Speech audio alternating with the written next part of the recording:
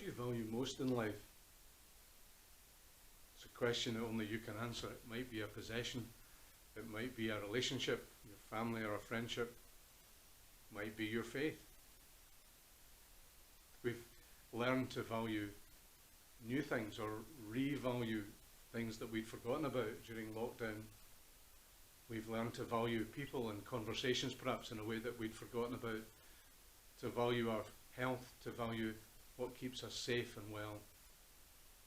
And maybe we've learned to value faith because it gives us a sense of meaning and purpose in life.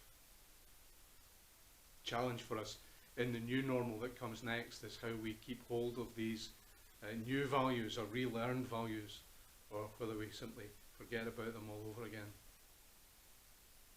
People who value their faith so much that they are willing to suffer for it. Now, these are people that we either admire or that we consider fools. Surely they have lost everything if they are suffering in this kind of way. Nothing left to give them any sense of hope or help if something that they value most is causing them this kind of trouble.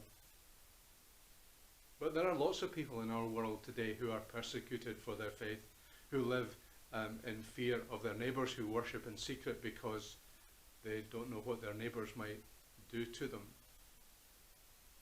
And maybe we consider that they should just give up their faith and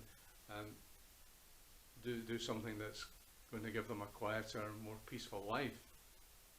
Or maybe we think they should fight back, fight fire with fire, and treat their neighbours in the same kind of way. Or maybe we consider that they should, that this is something that they've done something to deserve, and so it's just the way life is for them. But actually, people who are persecuted for their faith very often find their faith such a valuable thing that they're prepared to go through anything in order to keep it. Christian faith is centered on the person of Jesus Christ. And the center of his story is the story of his suffering and ultimately his death on the cross. In the garden the night before he died, Jesus is praying and he is laying out his heart before God.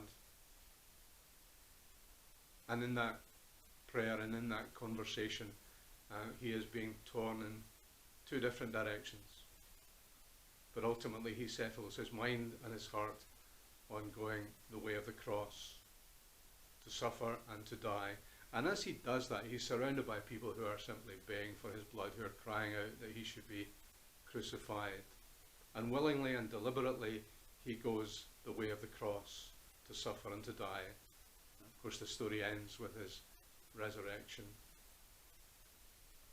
And those who follow him and who suffer for their faith in the Lord Jesus Christ are counted blessed and themselves count it a privilege to walk in Jesus' footsteps.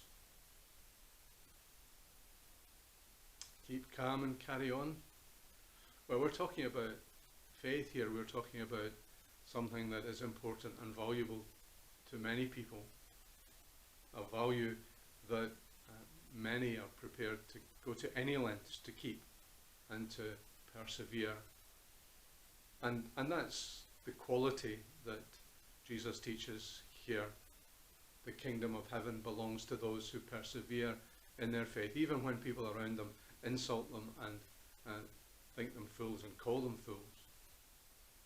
Are prepared to hold on to their faith. It's such a valuable thing that they're prepared to go to any lengths to keep hold of it.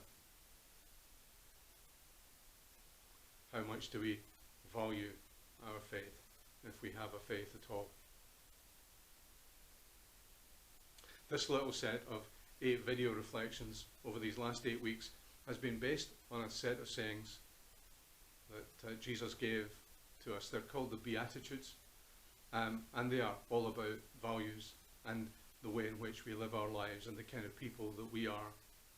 And if you want to read them again and read them as Jesus gave us them, there to be found in Matthew chapter 5 in the Bible, and you can have a look at them there and have another try trying to understand the values that they speak to us about, the qualities that they challenge us to have in our lives, in the new normal that comes after lockdown. Today, how much do we value the things that are important to us? In particular, how much do we value our faith in the Lord Jesus Christ?